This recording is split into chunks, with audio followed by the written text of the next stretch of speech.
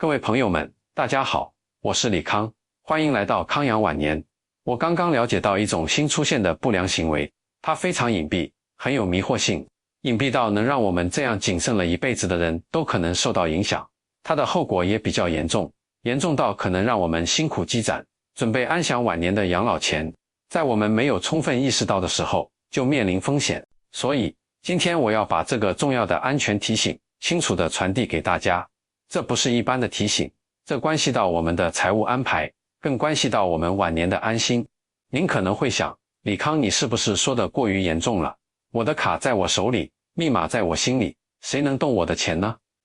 我今天要说的这个情况，恰恰需要我们更新认识。现在这种最新的手法，行为人不一定需要拿到你的卡，也不一定需要知道你的密码，就可能通过一些方式影响到你账户的资金安全。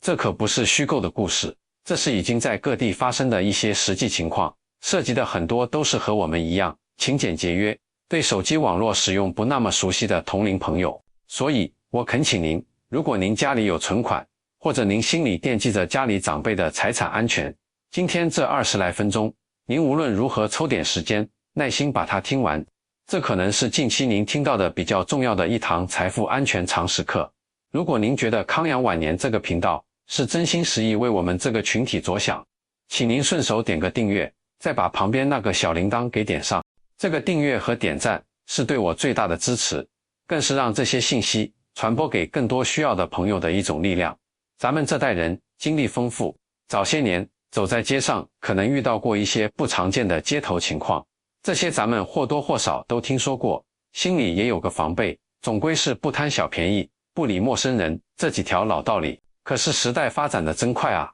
朋友们，咱们的生活习惯在不知不觉中已经变化很大了。现在咱们出门，口袋里还带多少现金呢？去买菜，扫个码；去缴水电煤气费，手机上点一点。就连孩子们给咱们的关心，也常常通过线上转账完成。我们的财富管理方式更多的依赖于银行的账户，咱们觉得这挺方便，比带着现金出门省心。可是，你有没有想过，当资金更多的通过网络流转时，一些不怀好意的人，他们的关注点也可能转移了。他们现在琢磨的可能是如何利用一些漏洞，影响你的资金安全。这才是现代我们需要特别注意的地方。它可能比较隐蔽，它针对的是你的财产安全。你可能会在路边警惕一个陌生人，但你可能会对手机上一条看似正规的短信，或者一个听起来很着急的求助电话，放松警惕。说到这里，肯定有很多老朋友心里会升起一个大大的问号，这个问号也是咱们所有安全感的基础。李康，你说的这么严重，可我那银行卡、储蓄本都妥善保管在家里，密码更是只有我知道。取钱的时候，要么得去 ATM 机操作，要么在柜台需要本人带着身份证办理，再不然手机银行转账也得本人验证。这层层防护很严格，别人怎么能操作呢？您有这个疑问，太正常了，这说明您的安全意识非常强。您说的这些安全措施一点都没错，都是银行为了保护我们资金安全设下的措施。但问题恰恰就出在这里，那些人也知道这些防护严格，正面突破很难，所以他们可能换了个思路，他们不直接抢夺卡和密码这把钥匙了，他们想了一些办法，他们可能会尝试诱导你在着急或不知情的情况下自己进行操作。这听起来是不是不太可能？哪有自己把钱转出去的道理？您别急，我下面要讲的这个实际情况就会把这个过程详细的讲给您听，您听完就会更明白这类情况的设计需要多么警惕。咱们就把自己带入到这个情景里，您就当了解一个事例，但心里要记住，这类情况需要我们警惕。那是上个月一个周末的傍晚，北方一个城市里，张大姐一家子正聚在一起，热热闹闹的吃火锅，屋子里热气腾腾，儿孙满堂，笑声不断。这正是咱们晚年最盼着的天伦之乐。就在大家举杯的功夫，张大姐放在桌上的手机嗡地震动了一下，屏幕随之亮起。大姐随手拿起来一看，是一条来自 XX 银行的短信。她戴上老花镜，仔细瞅了瞅，短信内容清清楚楚写着：您的账户于几月几日几时几分完成转账，存入人民币3万点00元，当前余额为3万块。张大姐心里咯噔一下，她脑子里飞快地过了一遍儿子给的，不是刚给过卖老房子的尾款，也不是手续早办清了，退休金日子不对，金额也不对，这钱是哪来的？可他这疑惑还没持续10秒钟，手里的电话突然急促地响了起来，是一个完全陌生的本地号码。张大姐下意识地就按了接听键，电话那头传来的不是一个机器声音，而是一个年轻姑娘的声音，这声音里带着明显的焦急。阿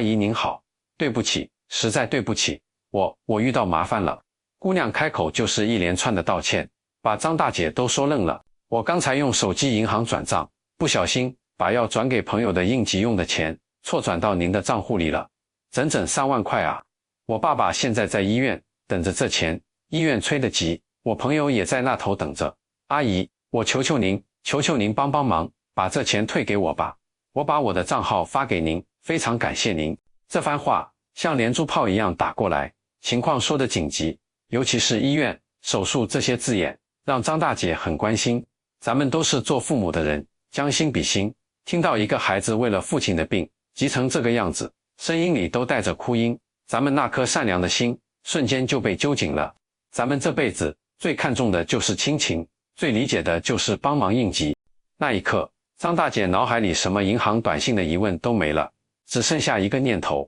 这钱是人家的应急钱，可不能在我这儿耽误了，得赶紧还给人家。而且您看这个时间差，安排得很紧凑，从收到入账短信到接到电话，中间就隔了不到1分钟，这1分钟只够你看清短信内容，根本不够你冷静思考。他利用的就是咱们在紧急状况下想要帮忙的心理。很多朋友，包括一开始的张大姐，在这个情境下几乎都会想着赶紧解决，别误了人家的事，于是立刻按照对方通过短信发来的银行账号，通过手机银行或者去 ATM 机把这笔钱转回去。如果您也觉得这么做是人之常情，是助人为乐，那么您需要了解，这可能正是一个需要警惕的环节，而这正是整个情况需要特别注意的地方。现在咱们让这个紧张的故事暂停一下，咱们都深吸一口气，冷静的、仔细的思考几个问题。第一个，也是最根本的问题，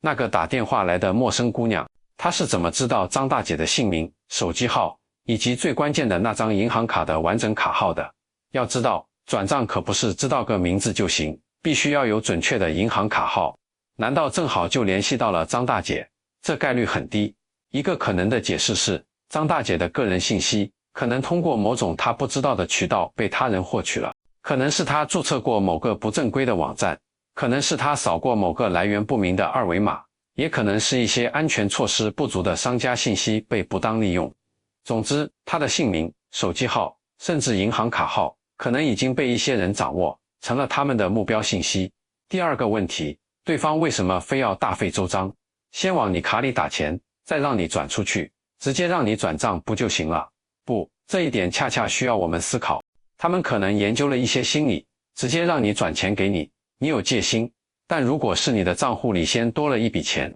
你的心理防线可能会降低，你觉得这不是付出，而是归还，警惕性可能会放松。那么，这飞来的3万块钱到底是什么钱呢？实际情况可能是，它可能是一笔以你的名义申请的真实的小额网络贷款。一些人在非法获取你的个人信息后，可能会用你的身份去向那些审核流程比较简单的网贷平台申请贷款。这些平台风控可能不严，他们提交你的真实信息，贷款申请如果通过，放款方就会按照流程把这笔钱打到申请时填写的，也就是你本人名下的那张真实的银行卡里。所以，您收到的银行入账短信是真实的，钱也确实在你账上，但这笔钱的性质完全不是你以为的意外之财。当你因为同情把这笔钱转给那个着急的姑娘时，你实际上可能是在为这笔以你名义申请的贷款进行操作，钱转到了对方的口袋，而贷款的合同、还款的责任却可能绑在了你的身上。接下来可能出现的后果是，一段时间后，你可能会接到贷款公司的提醒或催收电话，告诉你有一笔贷款需要处理。你可能会感到困惑，但合同是你的信息，收款卡是你的卡，银行流水显示钱打到了你的账上，你又确实转出了一笔钱。到那时，你可能不仅损失了已经转出去的钱，还可能面临需要处理这笔贷款的情况，这才更需要我们警惕。它可能不光涉及资金，还可能带来信用上的问题。讲到这里，我相信您可能有些紧张了，别慌，咱们了解了这类情况的操作，就像知道了需要防范的要点，接下来就是咱们构建应对方法的时候了。那么，万一咱们在生活中真的遇到了和张大姐类似的情况，手机突然收到不明来路的入账短信，紧接着就有一个非常着急的求助电话打进来，咱们到底应该怎么办，才能妥善的处理，保护好自己呢？您千万记住下面这几条，这是保护资金的重要方法。第一条，也是最重要的一条，立刻给自己按下暂停键。无论对方说的多么可怜，多么紧急，你都要先对自己说，慢一点，不着急。在涉及金钱，尤其是金额较大的时候，任何催促你快速做决定的情况，都值得你高度警惕。善良是美德，但用在需要仔细辨别的地方，就需要谨慎。你的冷静是保护财产的第一道防线。第二条，停止电话里的沟通，启动线下核实程序，不要在电话里跟对方纠缠，不要答应他任何操作指示，你直接告诉他，这件事我需要核实，我会去我的银行查询清楚，然后挂断电话。第三条，启动最可靠、最权威的核实动作，亲自去一趟你家最近的你的银行卡所属银行的实体网点，别怕麻烦，一定要去柜台找银行工作人员，你把你的银行卡、身份证还有那条到账短信都给柜员看，清清楚楚地告诉他们，同志您好，我刚刚突然收到一笔钱的进账，但我不清楚来源，紧接着就有陌生人打电话催我转回去，我担心可能有问题，请您帮我查一下，这笔钱到底是从哪里，以什么名义打进来的。银行的工作人员有专业的系统和权限，他们可以查询到这笔资金的来源方，一旦查出来是小额贷款有限公司之类的机构发放的贷款，那情况就清楚了，这笔钱你需要谨慎处理，它可能涉及贷款。第四条，如果银行核实确认有问题，或者你心里已经基本确定，不要犹豫，立即联系警方或相关机构，在你离开银行之前，就可以直接拨打110，或者拨打反诈骗专线，把整个经过、对方的电话号码、银行的查询结果，清楚地告诉工作人员。联系警方或相关机构的目的，一是让他们介入了解情况，二是为你自己留下正式的记录。未来如果那家贷款公司来找你，这份记录就是你说明情况的证明。同时，记得保留好所有证据，那条入账短信别删，对方的来电号码截个图，如果通话时有录音，那就更好。这些都是你保护自己的依据。好了，咱们花了这么长时间，把这个针对银行存款的情况给分析明白了。但咱们的防范意识还不能只限于这一点，现在的情况比较复杂多样。另一个和我们中老年朋友生活息息相关，需要特别注意的领域，就是咱们越来越离不开的手机支付、微信支付、支付宝，还有各种银行的 APP， 确实给咱们带来了巨大的便利，手指点一点，什么事都办了。可您知道吗？这便利的同时，也需要我们注意安全。第一种常见的需要注意的情况，叫做可疑链接。您的手机可能经常会收到一些短信，内容五花八门 ，XX 商城恭喜您获得优惠，点击链接领取，通知您的卡片需要更新信息，社保您的账户有信息需要完善。这些短信往往伪装成官方口吻，利用咱们对相关机构的信任，以及希望方便的心理。那个链接，您可千万要谨慎，一点进去，页面可能做得跟真的一样，让你输入身份证、银行卡号，甚至手机验证码，一旦你输入了，这些信息可能面临风险。更需要注意的是，有些链接点进去，手机可能在后台自动下载安装一个不明程序，这个程序可能带来风险，对方可能在远端影响你的手机，甚至可能获取你手机上的信息。第二种需要注意的情况是使用公共网络时的安全。咱们去商场、餐厅、车站都习惯性的想连一下免费的 WiFi， 省点自己的流量。可您有没有想过，这些免费网络里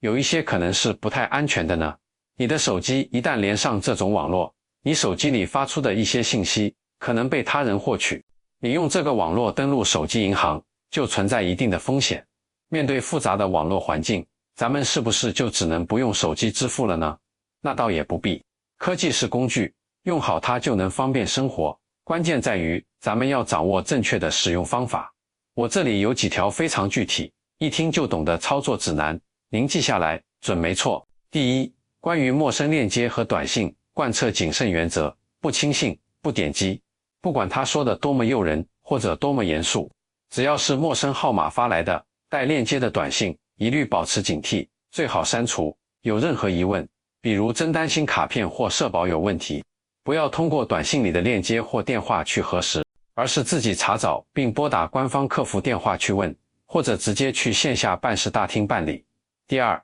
给手机增加安全防护，安装官方安全防护 APP。我建议大家在子女的帮助下，在手机上安装国家反诈中心 APP。这个 APP 是公安部推出的，功能很实用，它能提示你接到的陌生电话是否有风险，能检测你手机里有没有安装不安全的 APP。你看到可疑的链接、短信，还能进行举报。它就像一个站在你手机里的安全助手，帮你注意大部分的风险。另外，像一些来电识别软件也能帮你识别很多骚扰电话。第三，注意连 WiFi 的场合，支付时尽量使用自己的流量，养成一个习惯，但凡涉及到要输入密码、要进行支付转账的操作时，比如你要在微信里给家人发个红包，要在网上买件东西，请务必注意网络环境，优先使用你自己的移动数据流量。自己的流量通道是独立的，比公共 WiFi 更安全。为了安全，那一点点流量值得使用。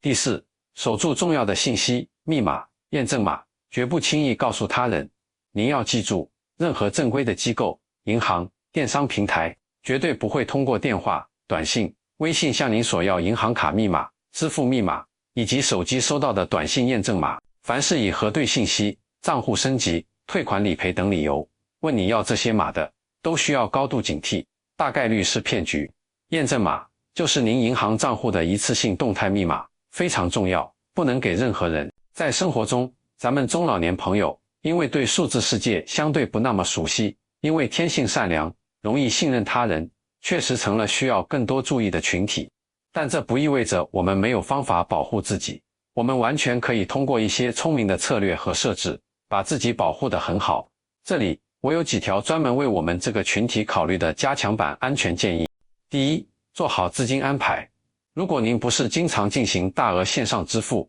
那么可以考虑不将存放您主要养老金、大额存款的那张储蓄卡绑定到任何第三方支付软件上。您可以单独去银行办一张新的借记卡，里面只存放日常生活用的钱，把这张卡绑定手机支付，这样即便手机支付出现意外情况，影响的也只是这张小卡里的资金，您主要的资金在另一张不用于线上支付的卡里，更加安全。如果子女给您开通了亲属卡或者家庭支付功能，这也是个好办法，额度由他们设定，您消费他们可以了解，既能享受便利，又有安全保障。第二，建立家庭沟通机制。这不是说不信任咱们自己的能力，而是多一个人商量，就多一个参考。以后但凡遇到任何让你心里有疑问的关于钱的事，奇怪的到账短信、催款电话、中奖通知，所谓官方的告知，你的第一反应不要是自己独自处理，而是拿起电话打给你的孩子，